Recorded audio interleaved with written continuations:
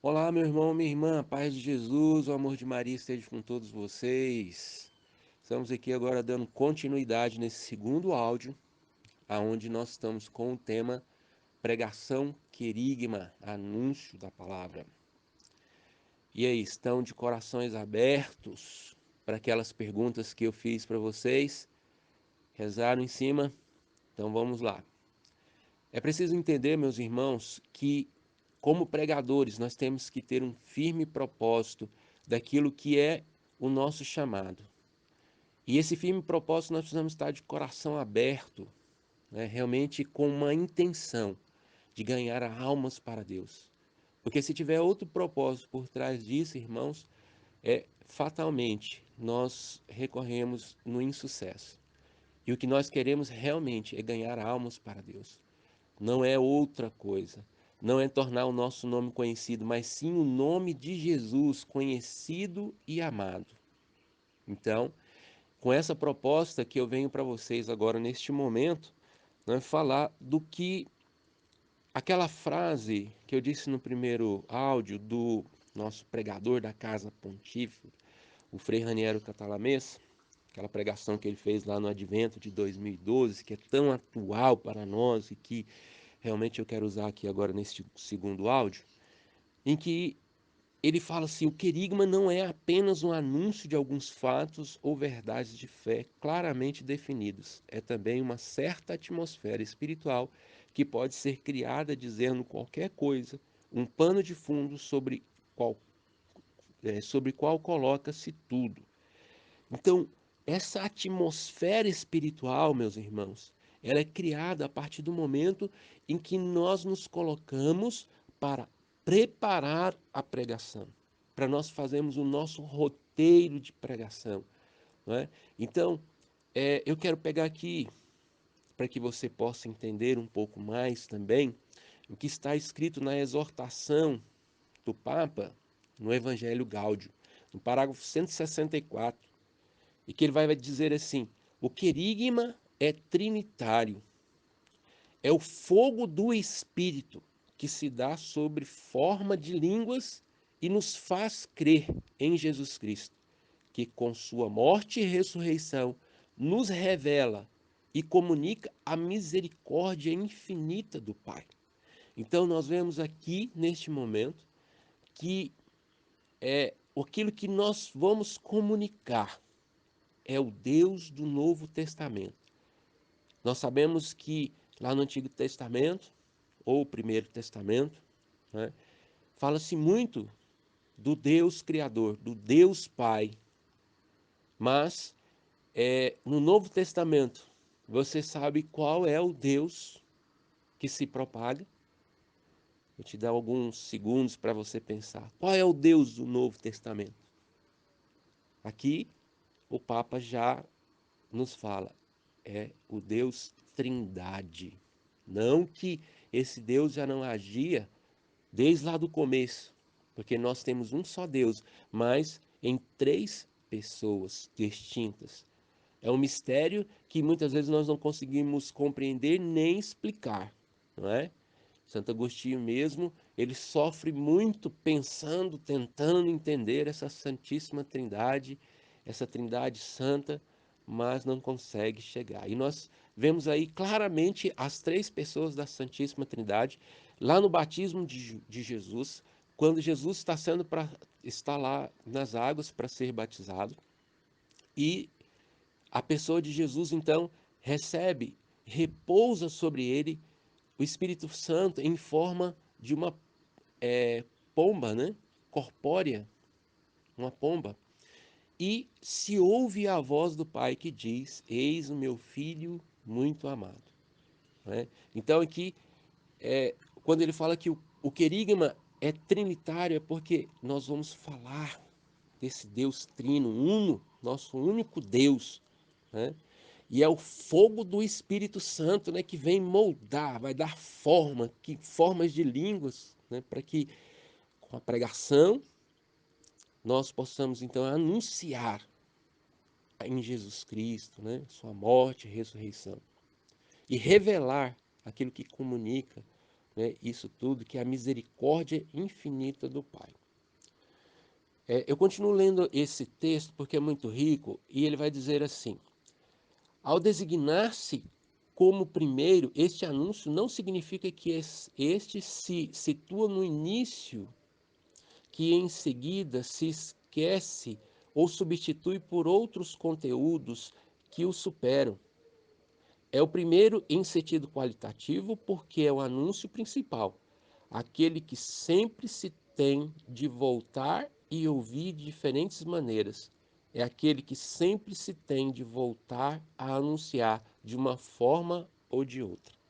Então, o que ele está dizendo é o seguinte: é inesgotável esse tema do querigma.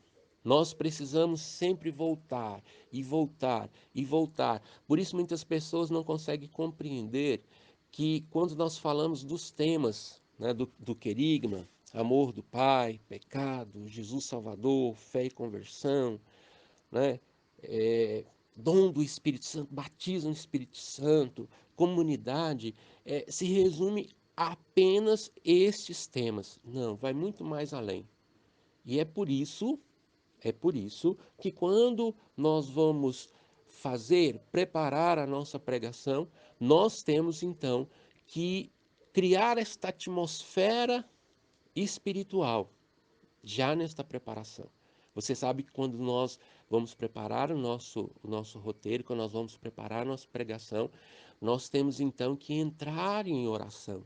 Nós precisamos fazer aquilo que é uma coisa básica para nós, que é o ciclo carismático. E lá no ciclo carismático nós vamos entregar as nossas fraquezas, nós vamos entregar a nossa natureza humana, nós vamos entregar todas as nossas dificuldades, tudo aquilo que está sendo barreira para que realmente nós conseguimos alcançar aquilo que Deus quer. Depois nós fazemos um louvor, reconhecendo que é de Deus, tudo é dele, é do Senhor, esse nosso Deus de amor, nosso Deus de misericórdia. Fazemos um clamor no Espírito Santo, pedimos o batismo no Espírito Santo, oramos em línguas, né, essas línguas de fogo que então vêm falar aos nossos corações. E então, somente neste momento, né, vai se criando toda essa atmosfera que antecede a pregação, aonde o Senhor então vai dando revelações, revelação de quem é que vai estar lá naquele momento para poder ouvir a nossa pregação, moções, né, de que o Senhor quer fazer. O Senhor vai dando palavra de ciência, palavras de sabedoria, profecias. O Senhor então vai recheando, vamos dizer assim, este momento de preparação da pregação. Então você vai fazendo toda essa entrega, você vai fazendo tudo aquilo que Deus vai permitindo. Então você, no final, vai anotando tudo. E quando você anota toda aquilo que o Senhor então te revelou, você então começa a fazer um filtro. Lembra que, para poder preparar nossa pregação, nós precisamos fazer um discernimento, né, carismático. Nós precisamos fazer um discernimento de que realmente é para colocar naquela pregação. Aí é onde entra aquelas 3 perguntas. Exatamente, irmãos, para que nós possamos fazer a nossa pregação centrada em Jesus Cristo, não é? Então, é onde eu faço a pergunta: o que é essencial nessa pregação? Então, diante de tudo aquilo que eu anotei, o que é realmente essencial, né? O que é supérfluo, o que pode deixar para outra hora? Então, eu já faço esse primeiro discernimento reflexivo, colocando esta pergunta: o que é essencial? Que, de tudo que eu anotei, de tudo que o Senhor colocou no meu coração, de tudo aquilo que eu ouvi e presenciei do Senhor, tudo aquilo que eu tenho vivido nessa pregação, o que é essencial nesta pregação? Lembra, irmão, que nós precisamos gastar tempo na preparação, não é? Eu quero novamente até ler esse texto em que, aqui também no documento, né, do Papa Francisco, nessa exortação, é muito claro, né, aquilo que ele fala. Olha só: não vale a pena dedicar-se a ler um texto bíblico se aquilo que se quer obter são resultados rápidos. Ou seja, muitas vezes pela correria do nosso dia, pela ativismo, né, que muitas vezes nós pegamos muita coisa para poder fazer, nós acabamos diminuindo este tempo de preparação, né, por causa de outras coisas, e aí nós não estamos sendo leal. Por quê? Porque aí eu volto àquilo que eu falei no início desse áudio agora. O que está por trás da intenção da nossa pregação? É realmente obter resultados rápidos? É aquela pregação que você vai falar e vai ver as pessoas chorarem, né? Mas que vai mexer com o emocional das pessoas, mas na verdade o querigma não entrou no seu coração. Então, às vezes a gente vê algo, né, na aparência das pessoas, muitas vezes até balançando a cabeça, concordando com aquilo que a gente está falando, e ter uma falsa ideia de que aquela pregação realmente está atingindo o coração. Sabe, irmãos, se nós pensarmos realmente que não podemos minimizar a palavra de Deus, nós precisamos sim pregar o Evangelho, pregar o cerne da palavra, sabendo que é a palavra que vai atingir os corações das pessoas, não vai ser um comentário que eu faço, uma história que eu conte. É lógico que isso tudo muitas vezes pode ajudar, assim como um testemunho, né, que muitas vezes o Senhor pede mesmo para que a gente possa falar, porque o testemunho também é muito importante, né? Mas às vezes o testemunho é importante, mas não é essencial. Às vezes a história é importante, mas não é essencial. Nós precisamos entender que a pregação no grupo de oração, ela é rápida, 10 minutos, né? Então lance a palavra sem medo, porque o Espírito Santo é que vai selar no coração das pessoas. E o Senhor vai te dar a unção, porque a unção é que vai quebrar o jugo. Não vai ser a força, né, do seu testemunho, não vai ser a força da história que você vai contar, mas sim a palavra, o cerne da palavra, né? Então, continuando, ele diz assim: se a preparação que a gente faz, a gente requer, né, resultados rápidos, então não vamos alcançar nada. Uma pessoa só dedica um tempo gratuito e sem pressa às coisas e às pessoas que ama. E aqui se trata de amar a Deus, que quis falar. A partir desse amor, uma pessoa pode deter-se todo o tempo que for necessário, com a atitude de um discípulo. Fala, Senhor, o teu servo escuta. Então, faça essa escuta mesmo lá no ciclo carismático. Veja o que o Senhor quer falar, né? E quando você pega este tema, lança a palavra, ela vai ter essa eficácia. Entendeu, meu irmão? Então lembramos, é, na pregação fazer estas três perguntas, nessa preparação, criando, né, toda essa atmosfera espiritual a qual nós somos convidados a fazer no preparo da nossa pregação, tá? Que antecede ali aquele momento da pregação, entregando tudo ao Senhor. Então, o que é essencial naquilo tudo que eu já preparei para essa pregação. O que é importante, né, que está aqui em tudo aquilo que eu preparei, mas não é essencial. E o que é que está aqui agora, nesse momento do roteiro, que é apenas acessório e que não tem necessidade. São penduricalhos que eu vou estar colocando na pregação.